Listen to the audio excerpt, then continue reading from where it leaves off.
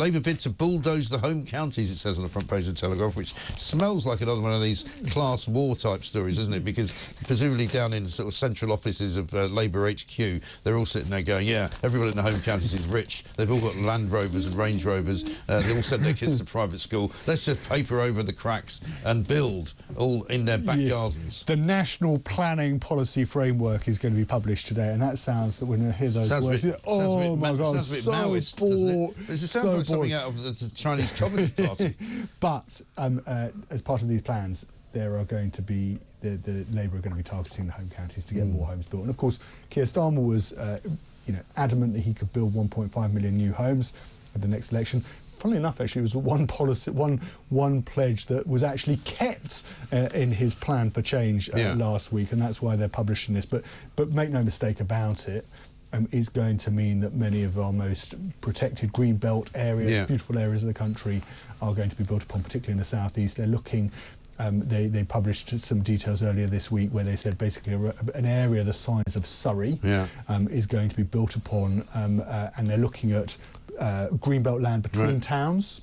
So where it's already happening in some places. Just merge towns together, and it'll end up being like the east coast of America, won't it? Where you sort of drive up I-95 and you go from Philadelphia all the way up to Boston, and there isn't really very much green area at all. It's all just one town after another, you know. And it's going to be impossible for. It's going to be impossible for market towns, historic market towns, or cathedral town cities to stop homes being built unless they can actually prove that the new homes will have a detrimental effect on the historic. But how are they going to? I mean, how are they going to cope with the infrastructure? Because we've already got overcrowding on the roads. We've already got overcrowding in commuter belt railway stations. People can't get enough trains. They can't get on the trains. There's not enough schools. There's not enough doctors. There's not enough hospitals. Transport, and these aren't homes where people want to live. I remember going down to Barking Riverside with Boris Johnson when he was the mayor of London, and actually he hadn't. To be fair to Boris Johnson at the time, the homes down in Barking Riverside weren't built by him, and people coming out onto the streets going, "Where's our doctor's surgery?" They literally accosted, "Where's our doctor's surgery? Where's our school?" And people even things like drainage. You know, we see flooding all the time now in this country, partly because houses have been built where they shouldn't have been built. Yeah, and transport links. People live hard lives, and they want to be able to. They don't want to spend.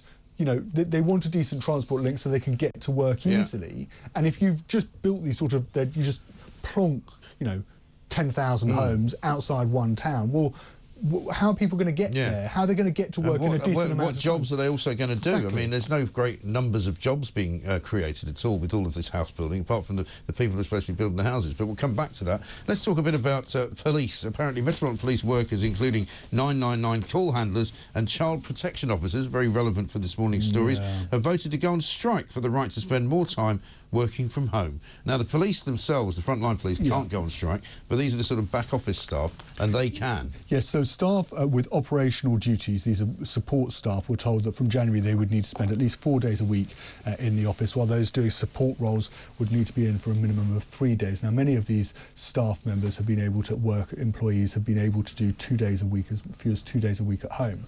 And now they're being told, well, you need to come back into the office more because we've got frontline police officers who are out on the streets. This is part of the problem again with child protection. You don't have child protection officers working from home. No. You need to be in an office situation. I mean, I was talking to Peter Blexley the other day, the former police officer, and he's going, you're in an office, you need to talk to other officers about things that are live as they're unfolding. You need to go next door to get the guy who's the expert in, what goes on in East London or something.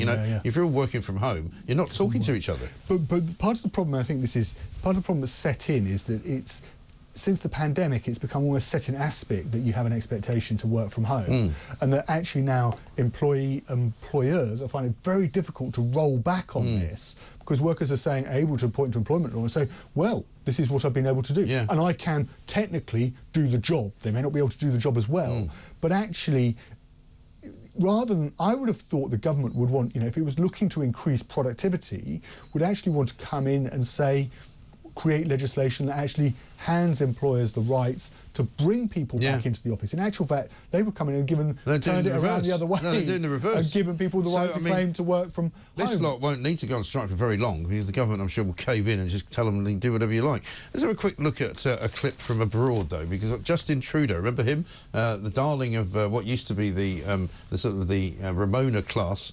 He made a bit of a fool of himself on several occasions, and he came out when Trump was elected as if he was on side with Donald Trump. You know, he'd had this very nice conversation with him. He seems to have changed his tune. Have a look at this.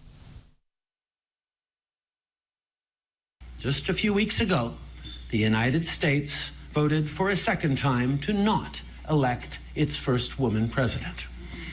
Everywhere, women's rights and women's progress is under attack, overtly and subtly.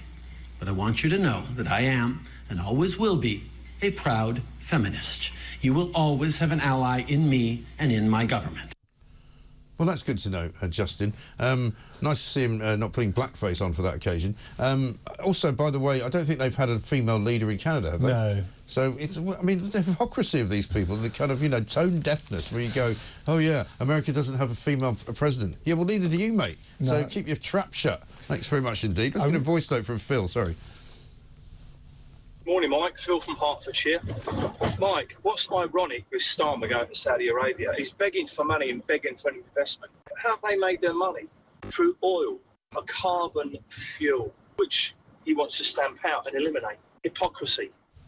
Absolutely. It's not democracy, it's hypocrisy. They haven't got democracy in Saudi Arabia either. But as I say, Gary Lineker's probably signed up. I think part of his deal with the BBC is he leaves Match of the Day. He still gets to do the set piece, you know, big numbers. So I bet you any money he'll be there. Yes, I think he's retired. He retires from Match of the Day by next year, hasn't he? So well, he's retiring from Match of the Day, but he's reserved the right to do. I think he's already doing the next World Cup. Yeah. So he'll want to go to Saudi Arabia. There's too much money in it not to go.